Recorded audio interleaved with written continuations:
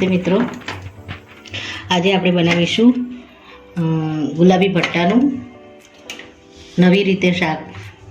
તો મેં અહીંયા ભટ્ટાને સાફ કરી અને છોલી લીધા છે. હવે આને આપણે બે ભાગમાં કટિંગ કરીશું. ત્યારબાદ વચ્ચે આપણે આ રીતે કટ કરવાના છે અને એમાં આપણે મસાલાને લગાવવાનો છે.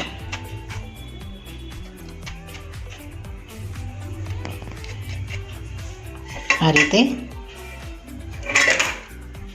ભટ્ટાને આપણે આ રીતે કટિંગ કરી લઈશું. આ રીતે ભટ્ટા કટ કર્યા પછી આપણે જે મસાલો લગાવવાનો છે એમાં મેં ચણાનો લોટ લીધો છે, એક ચમચી ચોખાનો લોટ લીધો છે, થોડી કસૂરી મેથી લીધી છે અને ધાણા જીરુંનો મસાલો લીધો છે અને કાશ્મીરી લાલ મરચું લીધું છે. હવે આ રીતે આપણે બધા જ ભટ્ટાને આપણે આ રીતે કટ કરી દઈશું.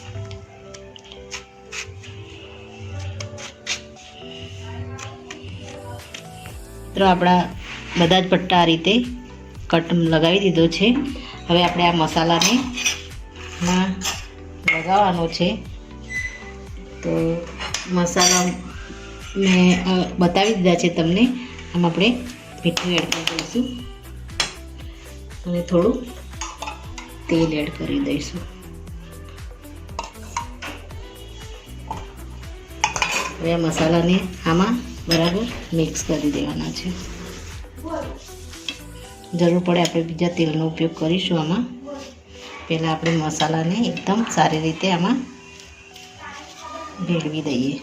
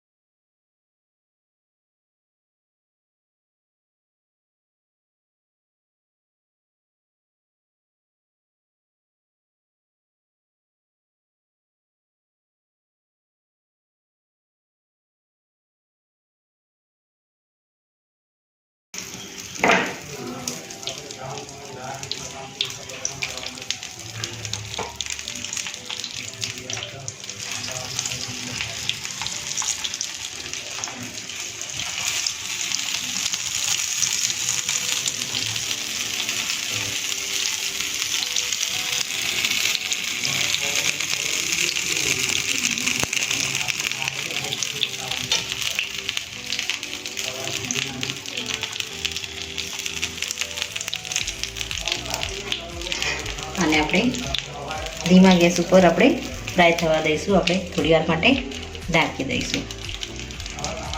તો આને આપણે ચેક કરી લઈશું.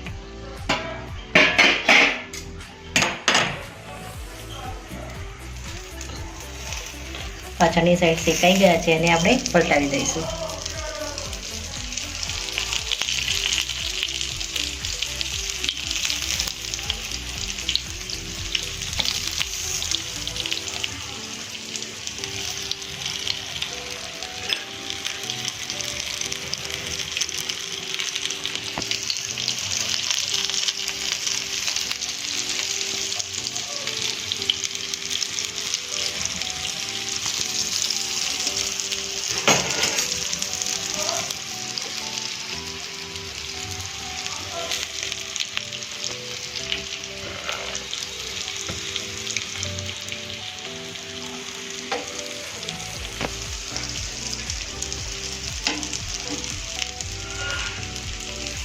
હવે આપણે આ સાઈડથી એને બરાબર શેકાવા દઈશું.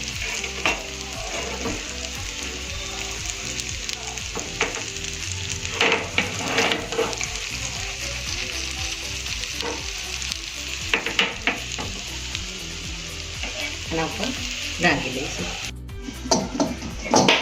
મિત્રો આને ચેક કરી લઈશું.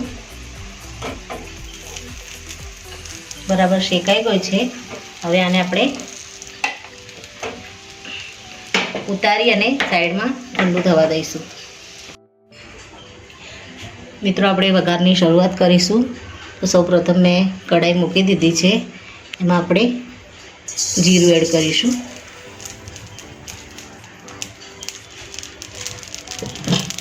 જીરું આપણું થાય એટલે આપણે એમાં તેલ એડ કરી દઈશું.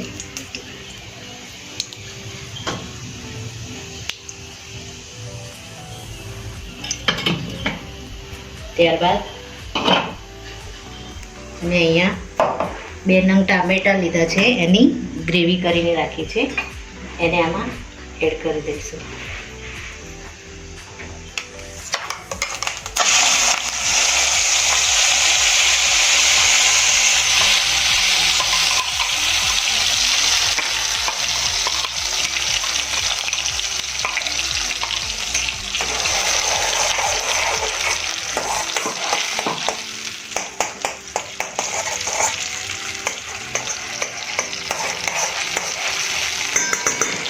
હવે આમાં આપણે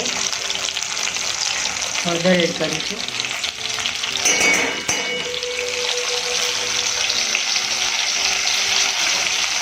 ત્યારબાદ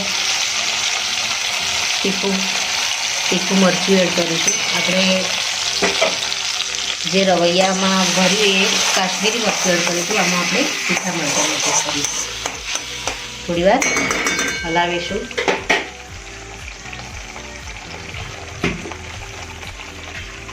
ત્યારબાદ તેમાં મીઠું એડ કરીશું.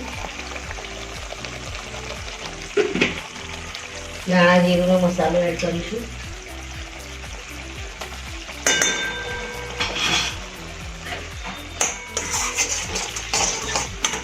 આપણે જરૂર પડે તો આમાં થોડું પાણી પણ એડ કરીશું.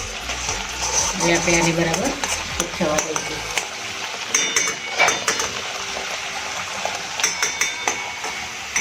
અહીંયા મેં ઝીણું સમારીને લસણ રાખ્યું છે, એને પણ આમાં એડ કરી દઈશું.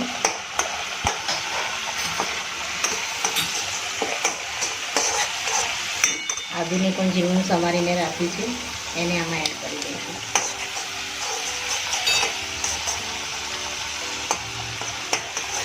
ત્યારબાદ થોડી ઝીણી સમારેલી કોથમીર એડ કરીશું.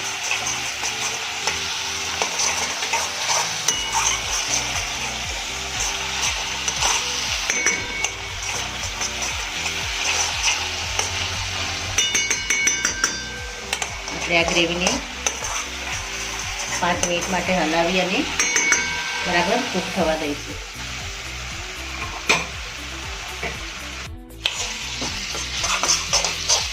મિત્રો આમાં હવે આપણે થોડું પાણી એડ કરીશું અને આપણે ગ્રેવીને બરાબર કૂક થવા દઈશું ઢાંકીને.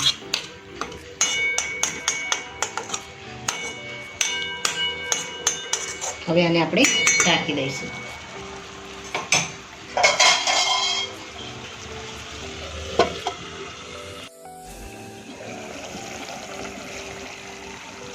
આપણે આપણી ગ્રેવી કૂક થઈ ગઈ છે. હવે આપણે જે ભટ્ટા તૈયાર કરીને રાખ્યા હતા એને આપણે એમાં એડ કરી દઈશું.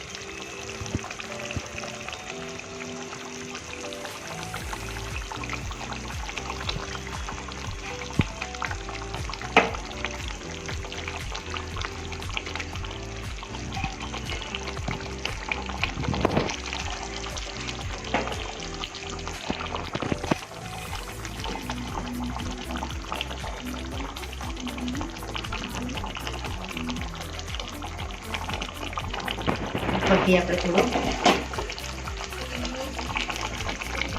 મેગી મસાલો છે એને આપણે ઉપર એડ કરી દઈશું.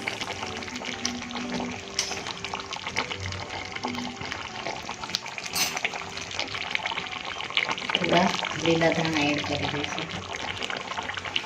હવે આપણે ઢાંકી 2 મિનિટ માટે કૂક થવા દઈશું.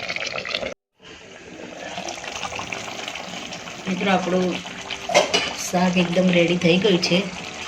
હવે આને આપણે સર્વ કરી દઈશું.